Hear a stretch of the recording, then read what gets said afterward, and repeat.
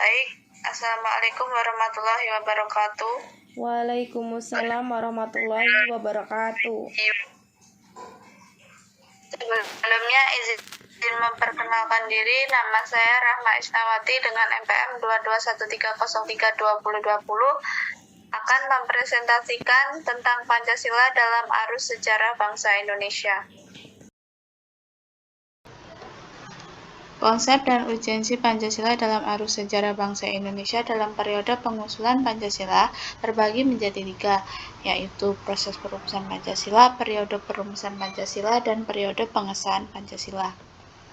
Alasan diperlukannya Pancasila dalam kajian sejarah bangsa Indonesia terbagi menjadi 5, yaitu Pancasila sebagai identitas bangsa Indonesia, Pancasila sebagai kepribadian bangsa Indonesia, sebagai pandangan hidup bangsa Indonesia, dan sebagai jiwa bangsa, serta sebagai perjanjian luhur.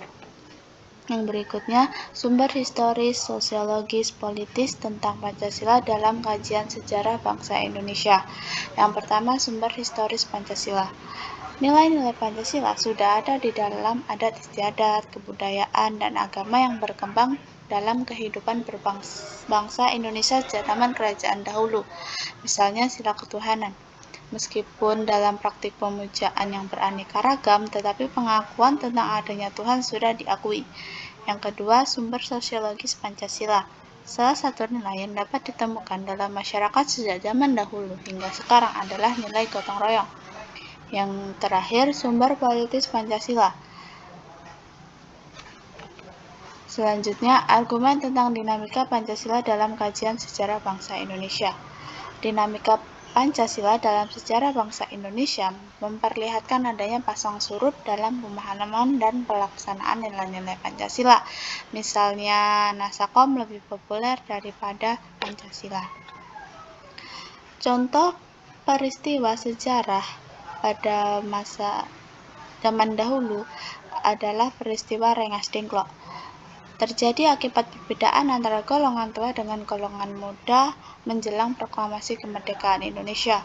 Golongan muda yang dipimpin oleh Khairul Saleh menginginkan Soekarno dan Hatta segera mengumumkan kemerdekaan Indonesia melalui proklamasi. Akan tetapi, keinginan dari golongan muda mendapat tentangan dari golongan tua yang dipimpin oleh Soekarno. Golongan tua berpendapat bahwa proklamasi akan diputuskan melalui sidang PPKI. Dapat disimpulkan dari peristiwa tersebut, kita sebagai seorang pelajar harus berpikir terbuka dengan menerima seluruh perbedaan, kritik, dan saran masyarakat meskipun dalam keadaan terdesak, serta mampu menghadapi setiap permasalahan supaya membantu dalam menghadapi permasalahan dalam kehidupan sehari-hari. Serta dengan adanya peristiwa penculikan Soekarno-Hatta ke Rengas Dengklok ini membawa pengaruh besar terhadap perkembangan bangsa Indonesia. Jika para golongan muda tidak lekas menculik golongan tua, proklamasi tidak bisa dikumandangkan secepat itu. Sekian, terima kasih. Sekian presentasi dari saya. Jika ada yang ingin ditambahkan atau dipertanyakan, dipersilahkan. Saya ingin bertanya. Ya, silakan. Izin memperkenalkan diri, nama saya Selisa Fitri Julianti, NPM 2213032022. Ingin bertanya, mengapa Pancasila diperlukan dalam kajian sejarah bangsa Indonesia?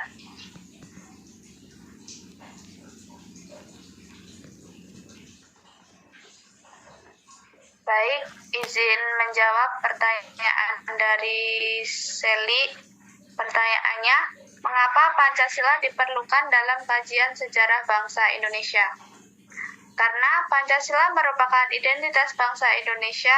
Salah satu contoh yaitu dengan kita menyanyikan lagu Indonesia Raya dan belajar bahasa daerah.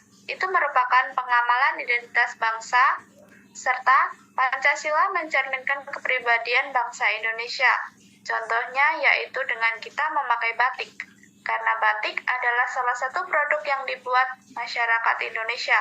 Contoh lain dari mencerminkan kepribadian yaitu dengan menghormati orang yang berbeda agama dan menerima semua keputusan dalam musyawarah. Apakah sudah jelas?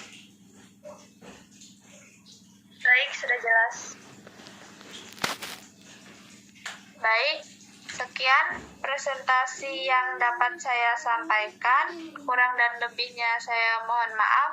Saya akhiri. Wassalamualaikum warahmatullahi wabarakatuh. Waalaikumsalam warahmatullahi wabarakatuh.